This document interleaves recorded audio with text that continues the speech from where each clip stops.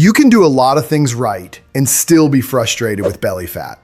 You might be eating better than you used to. You might be training consistently. The scale might even be moving in the right direction. And yet, the area around your waist barely changes. That experience is incredibly common, and it's also very misleading. Because it makes people assume they're doing something wrong, when in reality, they're often just focused on the wrong variables. In this video, I want to walk you through what actually makes a difference when it comes to losing belly fat. Not a long list of tricks or special tactics, but the few factors that consistently determine whether fat around the waist goes away or sticks around.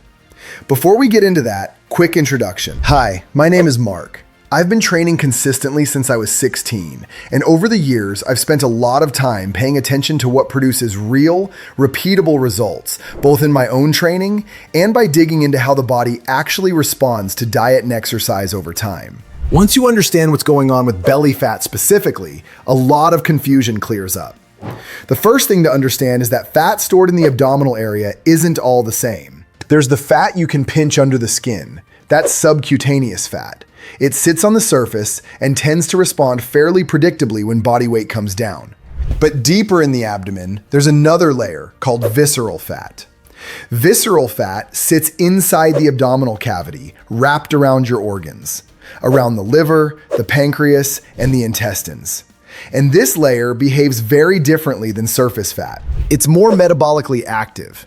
It responds strongly to hormonal and metabolic signals. And it's tightly linked to things like insulin resistance, fatty liver, and cardiovascular risk. This is one of the reasons belly fat feels so stubborn. You're not just dealing with stored energy under the skin. You're dealing with a fat depot that plays an active role in how the body manages fuel and stress. That also explains why targeting belly fat directly doesn't work. Crunches, special ab exercises, or spot-focused routines don't reach visceral fat in any meaningful way. This layer responds to systemic signals, not local muscle work. So the question becomes, what signals does visceral fat actually respond to? The first one is overall energy balance, but in a steady, sustainable sense. Yes, fat loss requires a calorie deficit. That part isn't controversial. But visceral fat tends to respond poorly to aggressive restriction followed by rebounds. Big swings in intake often reduce body weight temporarily while leaving deeper fat relatively protected. A smaller deficit that you can maintain sends a clearer signal over time.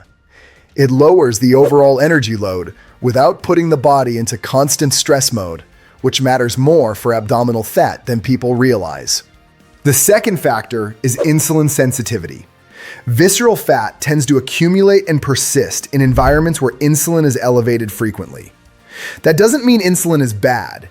It means when the body spends most of the day in storage mode, fat in the abdomen becomes harder to mobilize. Improving insulin sensitivity doesn't require extreme diets. It comes from regular movement, resistance training, adequate protein intake, and giving the body breaks between meals instead of constant snacking. When muscle tissue becomes better at absorbing and using energy, the need to store excess energy around the organs decreases. And this leads into the third factor, exercise selection. Not all exercise has the same impact on visceral fat. General activity is great for health, but research consistently shows that moderate to higher intensity aerobic work and interval-style training have a disproportionately strong effect on reducing visceral fat. Sometimes even when the scale barely changes. That's why some people look leaner around the waist without dramatic weight loss. And this is where most frustration around belly fat comes from. The changes are happening internally before they're obvious externally. This is also why focusing only on the scale can be misleading. Visceral fat often comes down without dramatic changes in body weight. Internally, insulin sensitivity improves, fat handling improves, inflammation drops. But those changes don't always show up immediately as pounds lost. That doesn't mean nothing is happening. It means the type of fat that matters most is changing first. Another factor that plays a bigger role than people expect is stress and recovery. When stress stays high for long periods of time, cortisol stays elevated. And cortisol has a strong relationship with fat storage around the abdomen. Poor sleep, constant mental pressure, and inadequate recovery can all make belly fat more resistant, even when diet and exercise look reasonable on paper. This doesn't mean stress alone causes belly fat, but it does mean stress can influence where fat is stored and how stubborn it becomes. Two people can eat similar diets and train similarly, yet see very different results around the waist because their recovery and stress levels are different. Sleep fits into this as well. Short or inconsistent sleep disrupts appetite regulation, insulin sensitivity, and stress hormones. Over time, that combination pushes energy storage toward the abdomen. Improving sleep won't magically erase belly fat, but it removes a major obstacle that often goes unnoticed. And then there's patience. Visceral fat is often the last layer to leave and one of the first to return if habits fall apart. That makes it frustrating, but it also makes it predictable.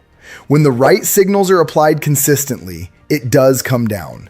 It just doesn't respond well to shortcuts or extremes. So if you zoom out, the picture becomes much simpler. Losing belly fat comes down to maintaining a manageable calorie deficit, improving insulin sensitivity through movement and training, including some form of cardio that challenges the system, managing stress, and allowing enough time for those signals to accumulate. There's no single exercise that unlocks it. There's no food that targets it directly. And there's no trick that bypasses the process. But when you focus on what actually matters and give it time, belly fat stops feeling mysterious or unfair. It becomes a reflection of how consistently those fundamentals are in place. And once you understand that, you can stop chasing new strategies and start applying the ones that work.